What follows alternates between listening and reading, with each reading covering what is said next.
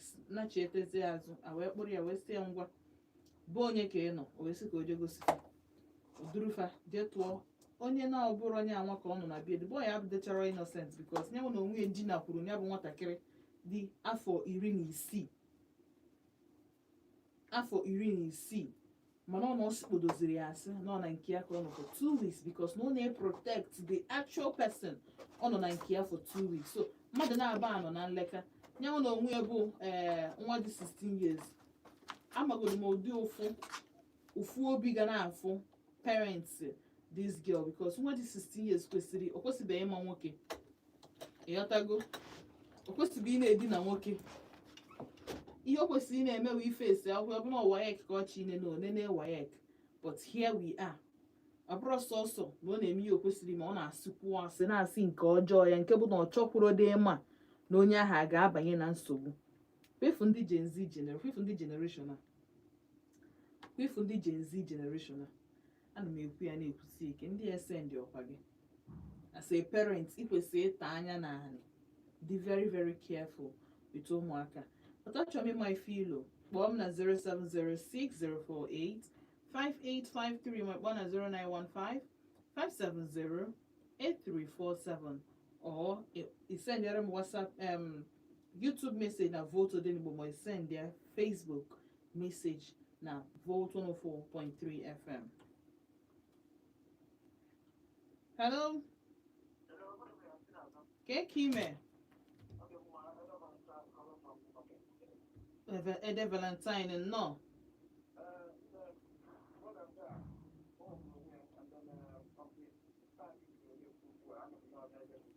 Dalo.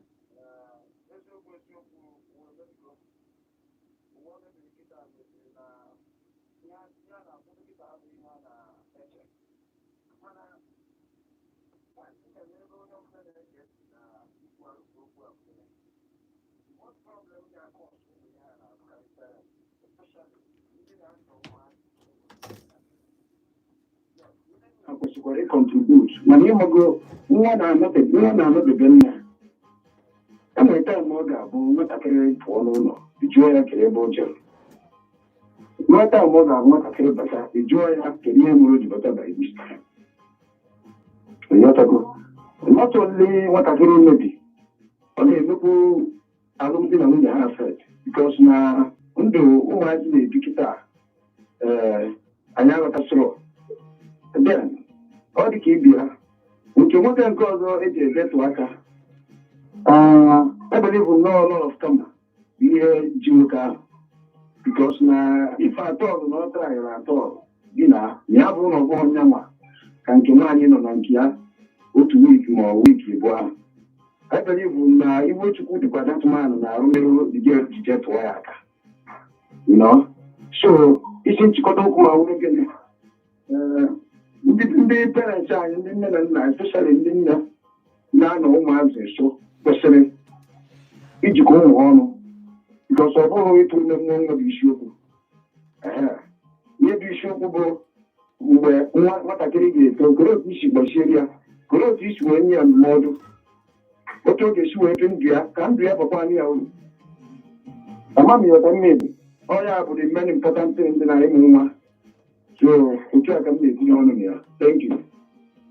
Daalụ sọ daalụ ọ bụ na ị ga-eme ntị yesterday ị ga-anụ mgbe nsị datina sometimes ị chọọ ka ụmụ nwa gị naanị iyi cheki the advantage and the disadvantage onye ka dị ọghọm ya akali na-arụ cheki the advantage and the disadvantages gị nwa na onwe gị bido onye nwe nwatakịrị ahụ milk mgbe o pere mpe calculate milk ego one ihe nwatakịrị ahụ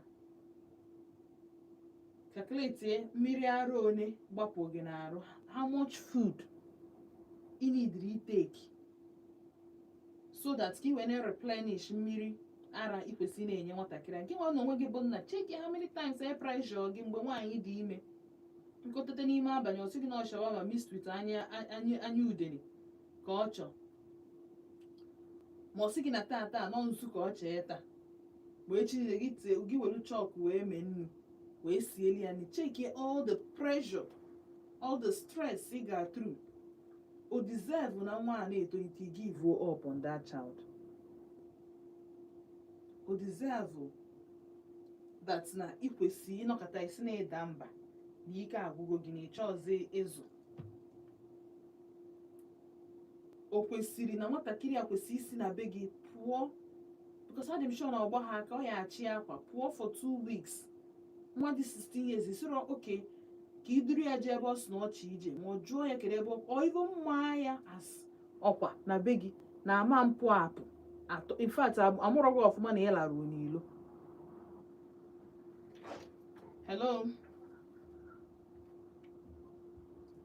kwesị ịmụ ya ka ọkwa onye ọbụla chọrọ ịpụ apụ na be gị. Number 1, a ga-enweta ife atọ ngwa bụ parent na-ezi zida na onye achọ ije school na ọchị ije chọọchị. Ọnọgwa bụ nne na nna na-ezi ozi. Bụsọ na ọsụ na ọchị ije fụ enyi ya nwaanyị. Kedu measures ite ka ime kisho na true na ọba enyi ya nwaanyị a ka ọ chọọ ịga? Enyi ya nwaanyị ọ chọọ ịga na nke kedu ụdị enyi nwaanyị ọ bụ? Onye ga-entrust na nwa gị on to or ị na-azụ onye ọzọ a na-emebiri gị. Hello, mgbede ọma ka eke ime. Afa gị bụ gịnị?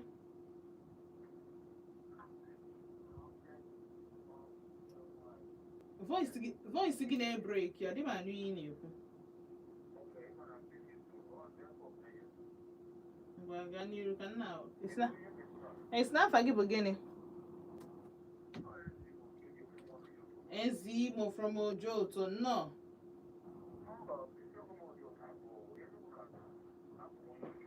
Okay, nnọọ Ezi Imo. Ama m na Enugu eji.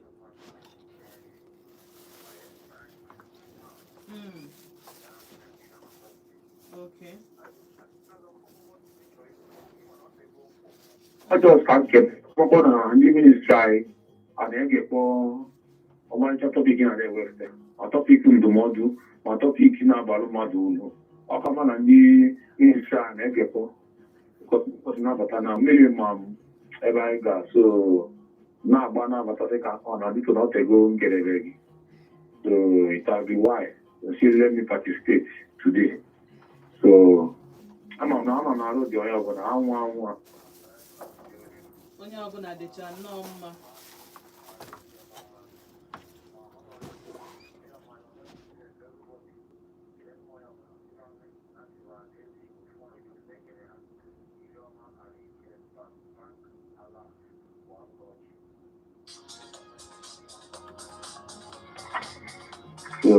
So daalụ nwanne m nwanyị o. Daalụ sọ. Daalụ. Ezi Imo ofu nwa na Ojoto from Enugu. Na ike gị na-asị gị daalụ for joining us. O tekwa na o, ọ dịkwa m otu isu ekpọ nnọọ ka anyị n'ike n'olu gị ka anyị maa na everything dị alright. Hello.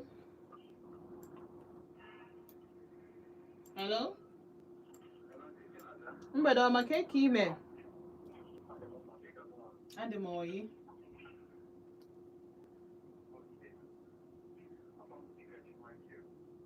Okay, Dika Michael or no? Dika Michael, I sing it no. Oh.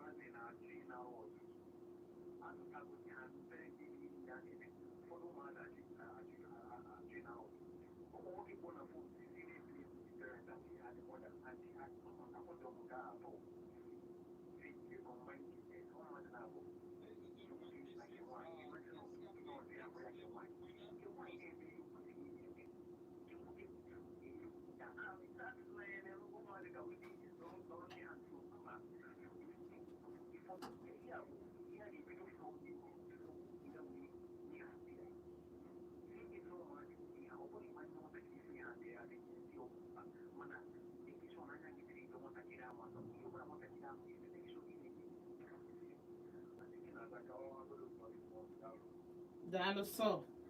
Daalụ. Eziokwu nke bụ eziokwu bụ na ọzụzụ anọghị n'aka ofu onye. Ịghọtago? Kwesịrị nna na-adọ nwatakịrị ebe a, nne a na-adọ saịdị a. Ofu onye jụọ oyi, ofu onye adị ọkụ. Ọnya bụ na gịnị mee na marriage balance na balance. Ịma nnọkọtasị m gị taa na ọ dị oke na isi nwatakịrị na ị ya agwa mpi ya na mmụ ya ihe ome. Nwatakịrị emepe ọnụ sị gị na mpi ya na mmụ ya nwere ife ha ya eme. Hey! Mgbe m nụrụ nke ara gbagodu m. Hello? Mgbede ọma ka eke ime? Nnọọ. Adịkwa m oyi. Ugogbu zuo ọcha nnọọ.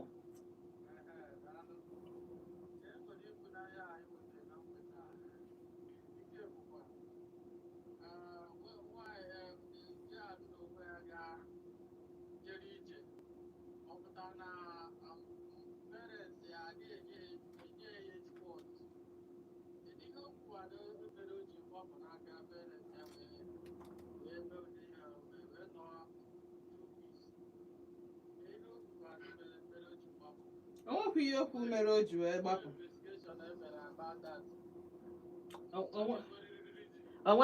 Enwere abụrụ na ụtọ nwoke dị ya n'arụ. Enwere any other reason.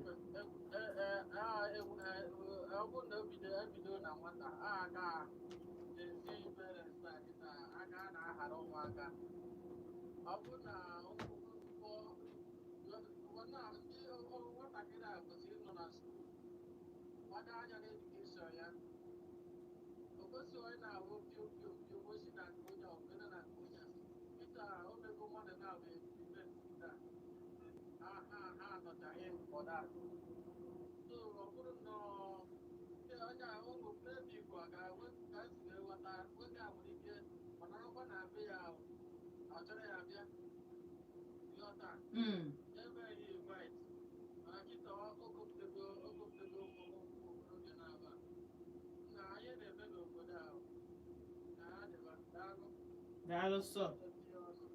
Daalụ. Ọ bụrụ asị isi ụmụ nwoke na-abụ ka okenye kịta kụkọ ofe ọnụ wee dara obi nne na nna ya wee chọọ ịdọwasị kwesị nwere ike ị na-asị na nwa gị bụ n'ofu onye a na-agwasị gị na ịbụọ enwere ikezi otu anụ okwu gbawagoro otu ị na-anụzi more numbers nwa dị 16 years. Hello? Kpọọ m na 07060485853 ma kpọọ na 09155708347. Hello? Mgbede ọma ka eke ime? Nnọọ. Saa? Nnọọ.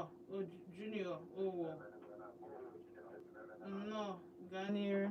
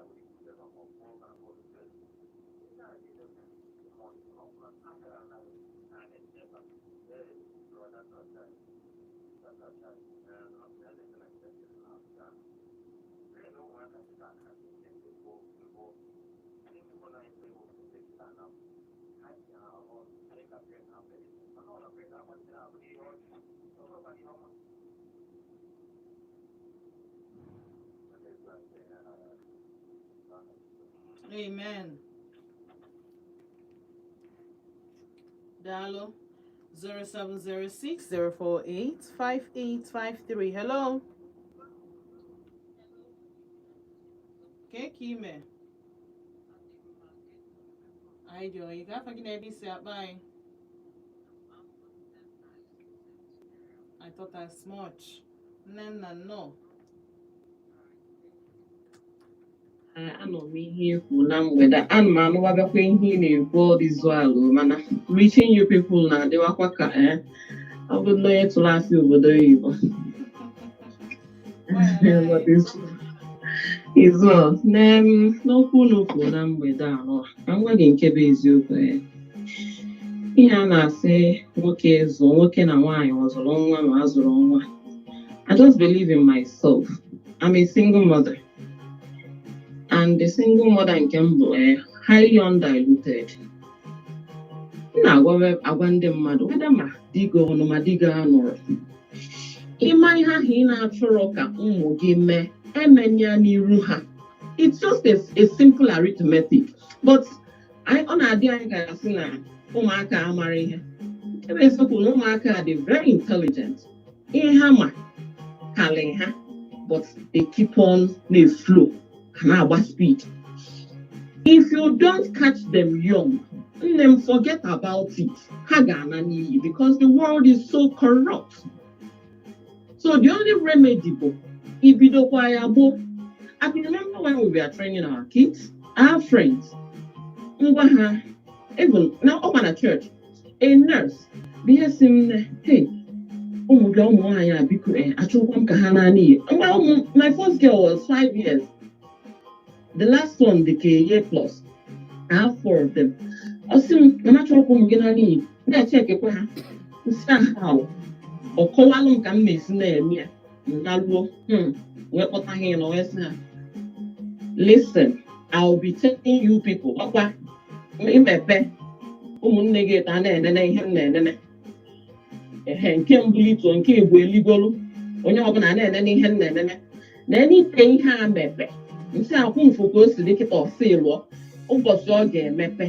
You are done.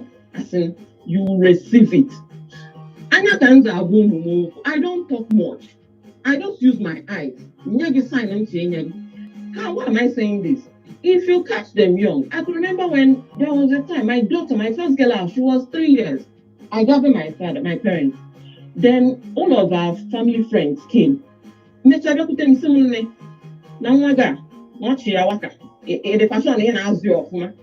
was like, I didn't want to care what made my daughter waka because all I did was after my daughter say, did you say waka to this uncle? On them 3 years. And in Japan, make sure because some guy can get because this is the way I was trained. If my father didn't train me well, in a need them nana. So about rule, curiosity is in everybody. We want to know. We want to, we want to, experience. It's just human nature, curiosity. So Well, that day, 3 years. Anya, guy like this or what?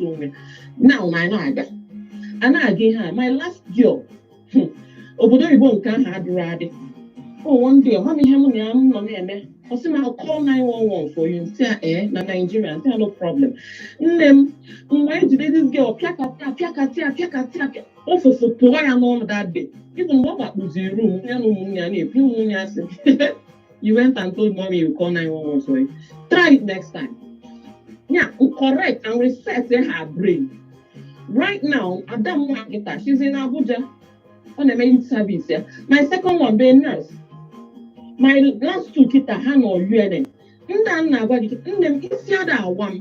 I am very before someone allows in my house, I am very much okay because of what? I will go more alone. And they are so close to me, dinner. Even my third girl was in mommy, my boyfriend left me and said what happened. Because I made them to understand that case I you won't case I you wine. And I even prefer more of boyfriends than girlfriends. But in as much as you are doing that, everybody is a suspect. There is no friend in the jungle. Everybody be a suspect. So I my brother and say I think that my young mind where sleep with on as they did sleep with the boyfriend because now the boy not talking that I never. Okay, instead the more can look and the people go there you want and instead people there now. So they tell me everything. Even most times when I call me here like this, if you on the but it is better that way. They tell me everything. Why? Because I brought them so close. In fact, a lot of my friends say, I am number one. But the best. I think I give a good year to one. Even say goodness Lord. What am I trying to say? Onye details is and in a class doing her in house, make you make sure that me day be can do because emancipate me may be can do. You may claim money in house, in the more in house. But can never ever say no Nyabuena Mahanai because I can never do it. I never did it, and they never do it, and they can never do it until they decide to settle. So, what am I trying to say? Only details somewhere is somewhere is weak. But in a situation whereby you don't want to train your kids, you got to fear. You might use it an hour. You might gonna worry for Hanine. You might gonna in your shape. You know, and Kinazo, can provide. Opera in a claim in Azo, the moment gonna struggle. Try and provide. I am a single mother, but I am actually doing my possible best to make sure no matter I get her astray. So there are so many things that involved in training. When my father was actually training me, but that stupid curiosity nearly took me into what I don't know. But my father, due to he was there, he made sure that now in any year, so in a way provide the long money in Tanimo, Kawakwa Honazuya. When with admission at UNN.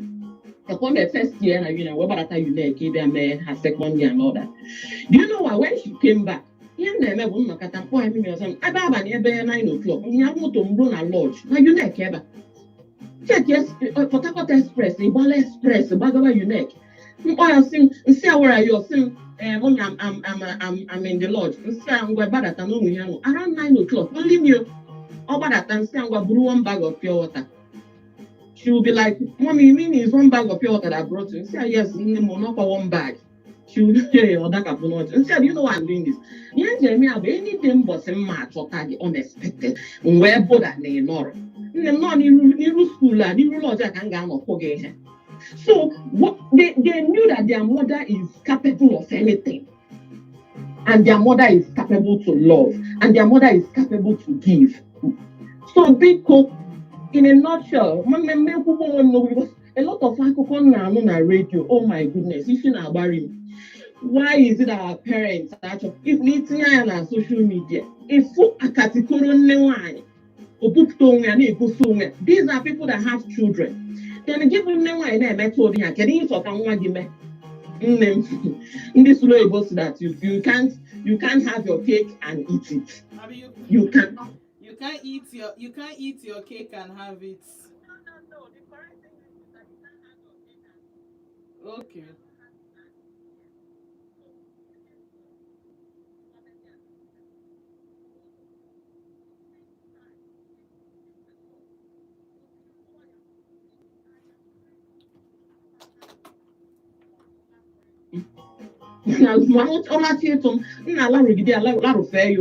because of Guinea, so because I'm talking to our parents, whether you're a single mother, whether you are married, whether anything, because so long as you have somebody under your care, nurture them and you'll be happy.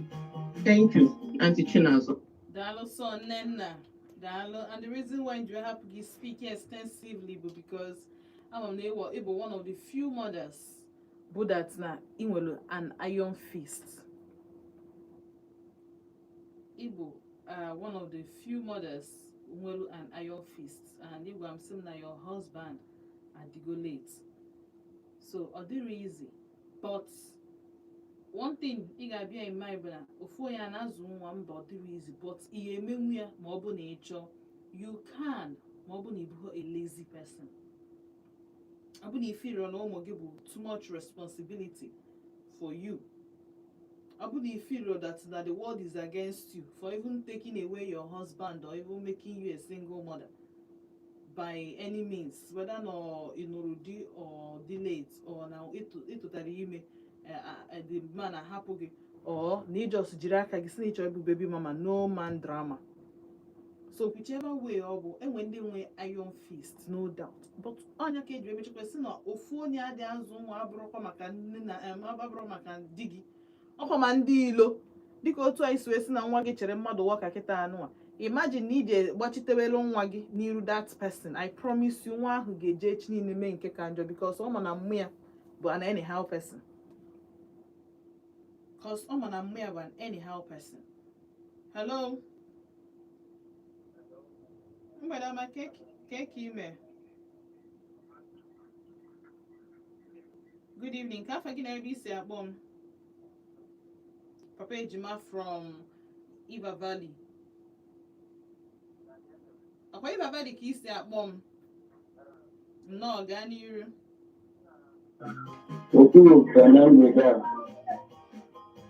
Nwoke tinyekwara ọnụ nwaanyị ndị tinyezi nke ka mbụ na nwụta nke onye nke kwụ okwu last na ọ bụrụ na ọnụ ga-ebuzi ọkụ na ọkpata eji natara ya akpa ụmụ okwu bụ nwaanyị arụ obi ihe marụ how to teach children gbado bụ abụke nwoke iri nne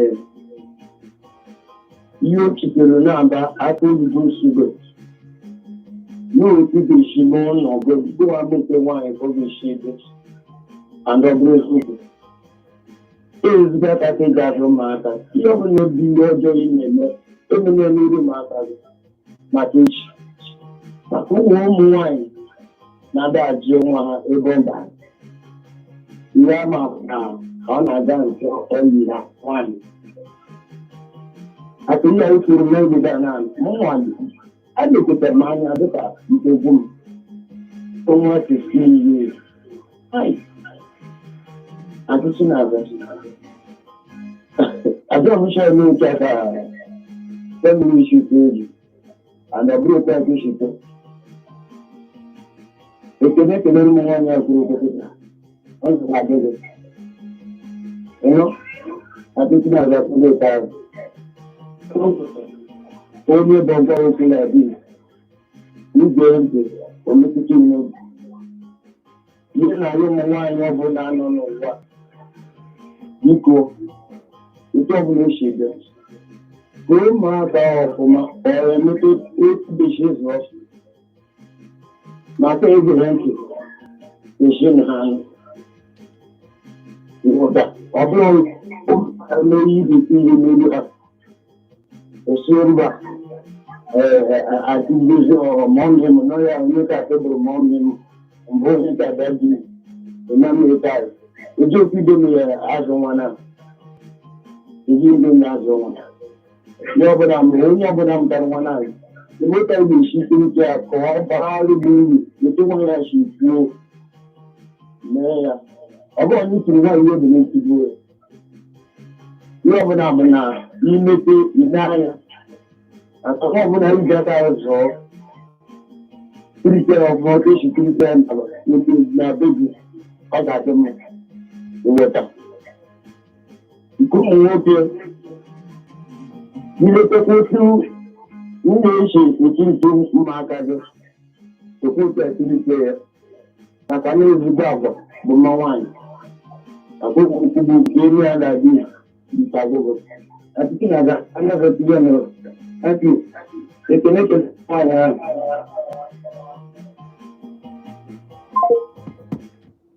Daalụ sọ, daalụ nne nna anyị ekene gị. And for every other person gonna have an exemplary mothers by ihe ike or not. Gị na nwoke gị na ya mụkwara nwa anọrọ, but you decided not to leave any stone unturned. Na-ekene gị na-asị gị daalụ. Ọ dịrị izu o. Ọ dịrị izu o. Ọ ya ka o ji a lot of people they would rather give up than even do anything. Ọ dịrị easy. You gotta go. So, but anyway, people do like this. But even there were issues with some parents, but each and also the guys who they're possible. Before you had the they're possible. So by the time I understand that the public also has a role to play, the earlier for us, especially when they were single parents. Hello. Mgbede ọma ka eke ime afa gị bụ gịnị? Kennedy no after I didn't get picked, but no one picked the work for anybody is so poor. Ụfọdụ na-abụkwa sendis, ụfọdụ na-abụkwa ihe mmụta joy. Adịkasị na iwu nwoke bụ onye ọchịchị ya ha emego mmasị ga ya ha emego anọ m na ba house like this one chọta m na anyị na-ekwu so nwaanyị chọta m lupụrụ m afọ emegolu bụrụ atụba m na-ekiri ya site n'ebe nke azụ adịkpa echi ya mmadụ maka ụdị agwa ma ma mmekere m akasị m ji aka m na-achụ onwe ha tụchi oke gbapụ ịdị ka ihe na-echeghị mmere otu ochichi ọma ụka anyị leza n'ezie ebe echi ya nwa akwụ m n'ụzọ mmebe imegbu warawara ụzọ ma anyị agbapịa warawara ụzọ so nje dịke mmadụ na-apụta ụkpalụ m iwuọ m na eme sọpraịz ọsị na dị obu nta ndị mee ka ndị mmadụ na-egezi nta ka dị ka nta akwụ ụdị egwere m n'emebido mba agbasịkwa nta achọ ka abara mba ndị mejọ m tinye ya mbụa ọ na-abịa ọrụ ọsọ na-ajụ otu ochi ọ ga-ama m osisi azọpụ ka ọ na-abịa ndị ọdị ahụ nna agwara m sị ọkụrụ m gbapụrụ nta akụkọ ahụ ndị mgbewa chineke na mmepe mmadụ kwere sị ọkwa nwaanyị efe ebịa mgbasịkwa nkụ dị meso na-akwụ ya na-akpọ ndị mma ndị fe ndị mmasị mmekiri n'aka ha mhụkwụ maazị na-eme ha oke na ngezie mpịa na mmịa nwe ga-asịka mmegbu ndị polisi ma megidere mma ha megoro mmadụ ụta asị ha ga-ama ịkọta na chineke na ọmakwa mmadụ ụta nnọkwado a na-eme eme ụmụaka anya ndị ọya na-achị m ọsọ so ọ bịazịa ọbụna ihe ọjọọ ka ọ chị gwa m jee na ọhịa ka ọ chọrọ ikwu ha nwetụ mgbe aka m ịfụnahụ m mara ụmụ ụdọra mma ya kwuo ya ekwuola ọsị m oke mụ aka mmalụra ọ na-agbagharị ama m na ọ na-eto m mgbe ọ na-agba jaja ọsụkpasọ m ụra nke gwa mụ atụ aja dị mbatazi onwe m ihe na-emepụta ha mgbe ya na-ekpekwa ekpe chineke mee mma ebere onye asị mete mpọchara asị na onye na ọgbasa ote ha kpọta m bịa na anya na-ekwu yes nna na ị na-ekwu ose ịmagoro eme ihe ga-eme okwu eji okweche si ya amalụ m adịghị m like that echi ha amalụ m onye ọ ga-abụ nto na asị na amakpọ ibi na mbụ nwanne m bịa nwere kọmishọna pụrụ adịghị ezi ezi so ịmagoro mega soro ihe ya before confess that no mmadụ dị mzi ya ka ama ga-akapụta m kwesị ya baa na nwere anya nyere mmadụ chọọ so achọ ka anyị esi nwepụ onye achọ ka anyị nwepụ oge ka mba afrika ka ọ bụrụ na ana anyị ji ịmagoro ya gbasara anyị ịghọtago so ọ ka m na m ekwu okwu ọsịsọ so ihe nche ikwu bụ ụmụ nwoke site onwe ha aka eziokwu na parents na-azụ ma ọ bụcha ụsọ ọsọ ịkwado na-abụ ajọ ọmụmụ nwoke jide onwe ya aka ụdị ahụ mmeso na-ekweghị nabata ya kpanye m nwere isi ebe a daalụ daalụ sọ daalụ sometimes again I ga-adị very mindful and very watchful for ndị bụ na fa na-abịa anyị okirikiri ha na-ana anyị n'akụ ikwesị asị otu a ịbụ mmadụ nnọọ mmadụ bịa gị na-akụ bịa ime aya nwee ụdị omume ọ bịara ime gị na onwe gị kwesịrị inye onye ahụ enyo mara ife onye ahụ na-eyi emenwu na ife onye ahụ ama mmenwu ọ dị oke mkpa. Hello, mgbede ọma ka eke ime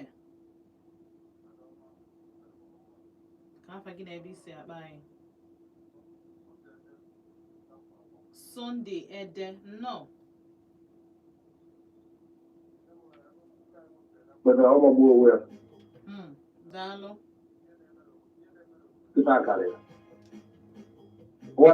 nwatakịrị obere nwa n'afọ mọzụ na-eke ego ma ọ na be mmadụ ka o si pụta ka ọjọọsụ ya ọjọọsụ topute n'ala so e jiri ekwu ya na-ahụ na ekele m da ụmụanyị kwupụrụ okwu maka na nwaanyị a ọ gbọrọ ihe ewu na-ata ebu ka ana m asịkwa gị ọbụ na ọ ga-ekwu mechekwa kọntaktị ya alesi mgbe ụfọdụ ọ na-abịa nọrele gị na program nwee ike na nye ụmụ nwaanyị ndụmọdụ na anyị bụ ụmụ nwoke kwa bọs na dịka okwu ya na mgbede a ọ tọka m so na ụfọdụ ndị nne na ndị nna bụ ha nwa na-eso edebere ụmụaka aka awa edesi efu nwaanyị ọ nọ n'iru nwa ya nwaanyị na-akpọ kọọlụ ya na onye nwoke ọ na-akpọ kọọlụ uchi ndị ka o si eme eji nata onye ego eji mee nke a ọzọ ile anya ihe na-emepụta na efu na otu ma marejis na ndị na-agbapụta karịrị a na-abacha taata echi asị gị na-agbapụta so ọ kọntributu gwa nke ihe a na-eme ọ bụrụ gị na ọ bụrụ ihe ụmụaka fụrụ ma sometimes na nne ha ma ọ bụ nna ha na-eme ihe ha na-adị ya omiri wee fute ya na ọ bụrụ njọ maka na ọ bụrụ na ha nne na nna na-eme ya na-ezo ezo ụmụaka ama mma ana ogige ihe ama mgbata ha n'uche ọ gbatagodo ha n'uche di were parents ga-eji wee ha ndụrụ ya na hafụ ya na-egosikwa ha ya esi na ihe a bụ njọ ebute ana m achịkwa ndị nne a na-elu anya anyị ndị nna mọnịta ụmụaka mara ọpụpụ ha na mbata ha bikọz eweta ọ na-abụ apụọ a na-eje skuulu ha chịrị efe na abụ apụ ausaid echenji efe skuulu kporo nke a wee na-akpa kporo nke ọzọ ihe mapụ ihe ọgụ ihe a niile bụchakwa ihe a na-ekiri mana mgbe ụfọdụ ị nọ ọnụ asị eferensị bute akpa nwatakịrị gị nene ya marụ ka o si marụ ngwongwo dị n'ime ya nke na-ekwesị na-ede ịjụrụ ya ajụjụ ebee ka o si ọ gịnị mere from there ịnọgide ya ijugide ya ihe ọ kwuru eziokwu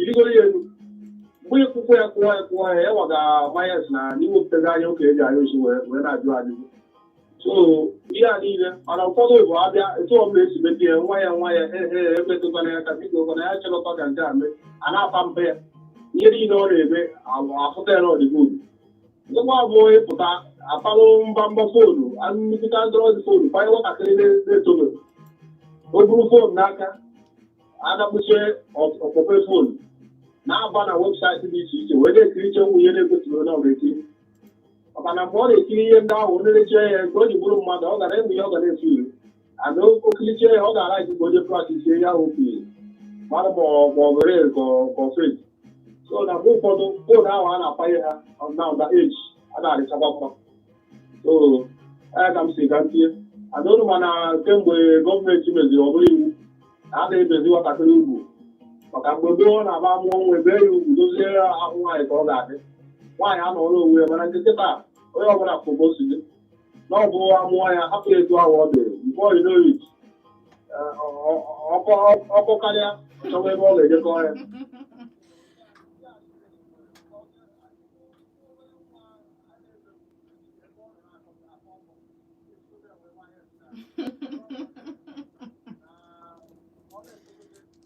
na-egwu ya adị ee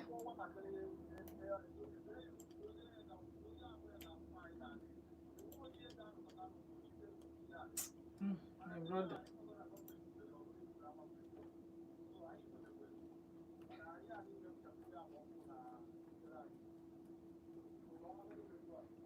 daalụ daalụ sọ daalụ